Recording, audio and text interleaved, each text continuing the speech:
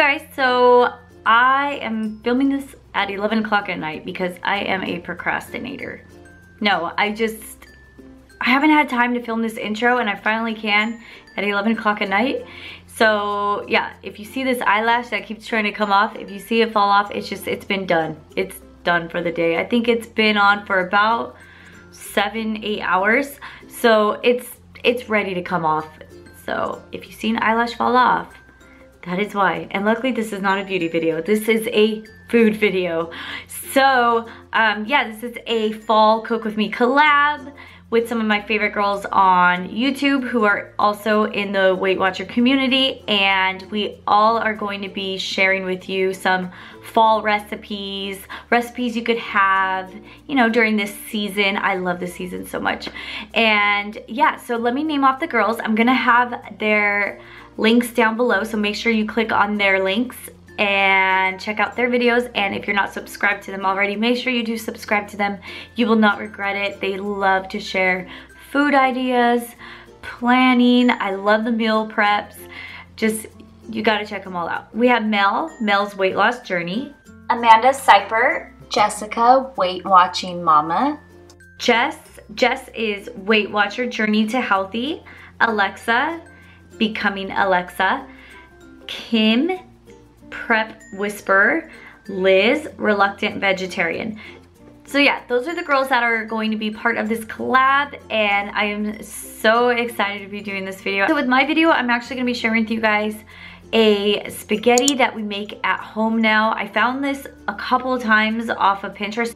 I don't know who actually came up with the recipe because it's kind of all over Pinterest, but I kind of just remembered it and made it myself, and it's one of our favorites here during the fall and cold weather, which in California, to be honest, it's only cold at night now, not in the day. In the day it's like summer. But anyways, I'm going to be sharing with you the spaghetti bake, and it's so good. Oh my gosh, I want more. And a little dessert, which is candy apples, but minus the caramel and the peanuts. My kids are, well, one of my kids is allergic to peanuts, so we gotta, and yeah. So I hope you guys enjoyed this video, and I will talk to you guys soon. Bye. I can take this off now, right? I think I can. Oh gosh. It's the best feeling ever.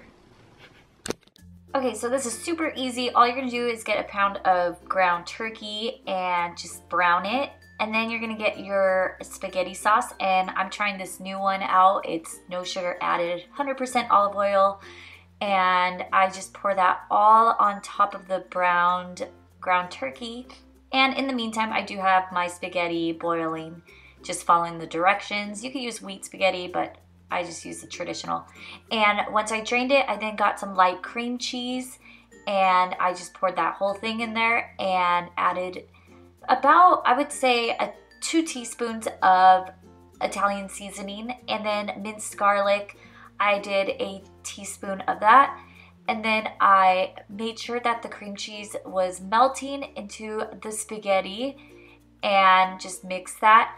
I got a casserole dish, sprayed it lightly, and at the very bottom I got some of the meat mixture and just put that as the base, and then got the spaghetti and spread that very nicely on top. And then finally, after doing that, I then topped it off with the rest of the meat mixture. And then of course you need some cheese, so I got the Parmesan cheese, and I don't really measure the cheese, I just make sure that the top is filled with it. So yeah, this is Parmesan cheese, and then you put it in the oven for 30 minutes at 350 degrees, and you should have something like this, and it is super delicious. I don't think I will ever go back to regular spaghetti since I've been making this. So yeah, the whole family loves it. It's flavorful and perfect for fall.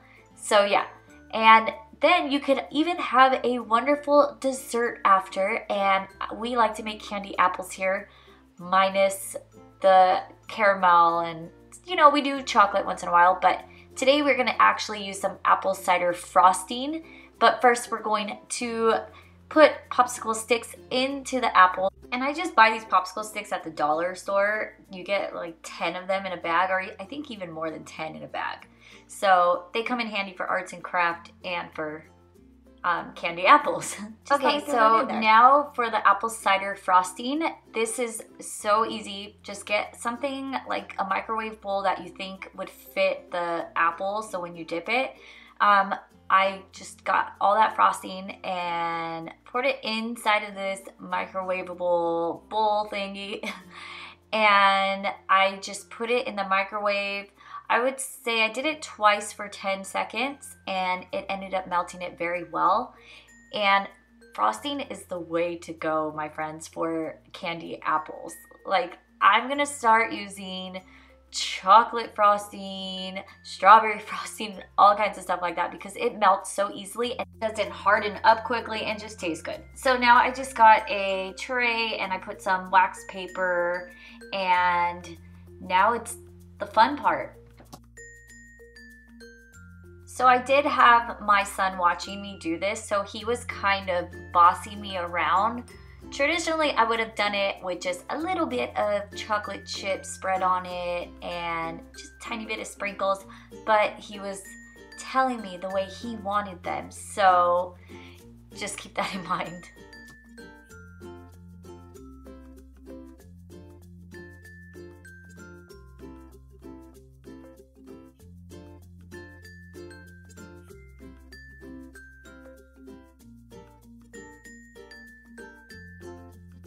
Once you finish putting the toppings on, you then put it in the refrigerator, I would say for about 30 minutes. And once you're finished, you've got some perfect candy apples.